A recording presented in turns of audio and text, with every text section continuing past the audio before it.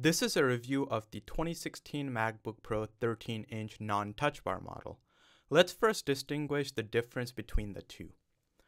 The non-touch bar model is less expensive, has a bigger battery. In exchange, it doesn't have the touch bar, the Touch ID.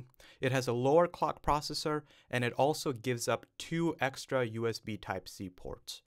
I made a whole video on why you should consider this model over the touch bar model. Click the first link in the description to see more in-depth comparison of the two. One thing I should also mention that I didn't mention in the comparison video is the giving up of the 2 extra USB Type-C port on the right. This is important because on the touch bar model, you're able to charge your MacBook Pro from both sides. And from the comments of that video, having only 2 Type-C connectors seems to be a deal breaker for many. I have this Type-C dongle / Thunderbolt 3 dongle. It has a HDMI, USB Type-A, and a charging connector. That means I still have a free Type-C connector for other things. And if I'm not charging the MacBook Pro, I have 2 free Type-C connectors.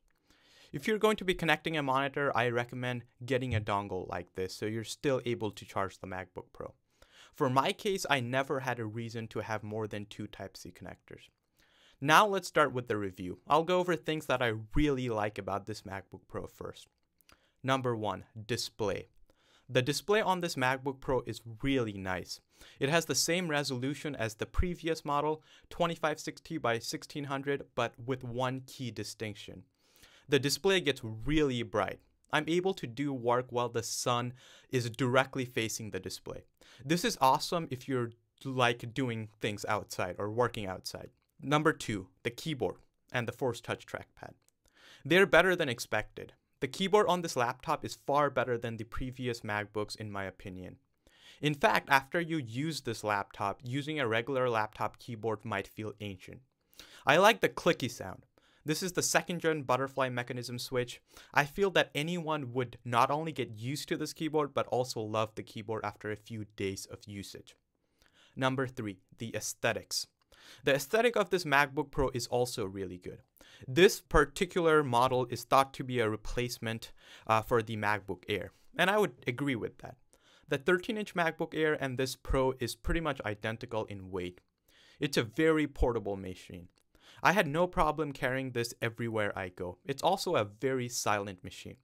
The only time the fan turned on was when I was watching a 360-degree YouTube video in 4K, or I was rendering a video in Final Cut Pro 10. The fan never turns on randomly, like I experienced with my previous Dell laptop. The performance of this laptop is also really good for my usage. The most intensive thing I do is editing 1080p 60 FPS videos. If you're going to be doing more intensive work, I would recommend stepping up to the 15-inch MacBook Pro, where you get a discrete graphics card and a quad-core processor. Number 4, speakers. The last great thing about this laptop is the speakers. It's really great. I don't use my speakers that much, but when I do use it, I'm always pleased by the sound quality.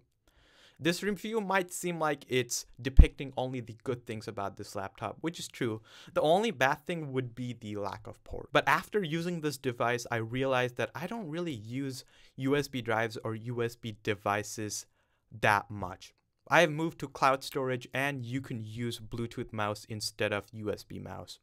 The only thing I wish Apple included was a SD card reader. Having an SD card reader would make this laptop perfect for me. Overall, this laptop feels extremely solid. The last MacBook that I heavily used was the 2012 MacBook Pro, and even now that laptop feels extremely solid. This is a device that I can trust to get my work done reliably with no hassle or problem. So that's about it. I'll have the Amazon and Adorama link to this MacBook Pro in the description. I recommend buying it from Adorama since you don't have to pay sales tax and they have free shipping. I got mine for $13.49. You might be able to pick it up for even a lower price. These are affiliate links, so I would be very appreciative if you used my links. If I made a mistake in this video, I will correct it in the description, so be sure to check the description for any correction. That's about it. I hope you guys enjoyed watching this video. Thanks for watching.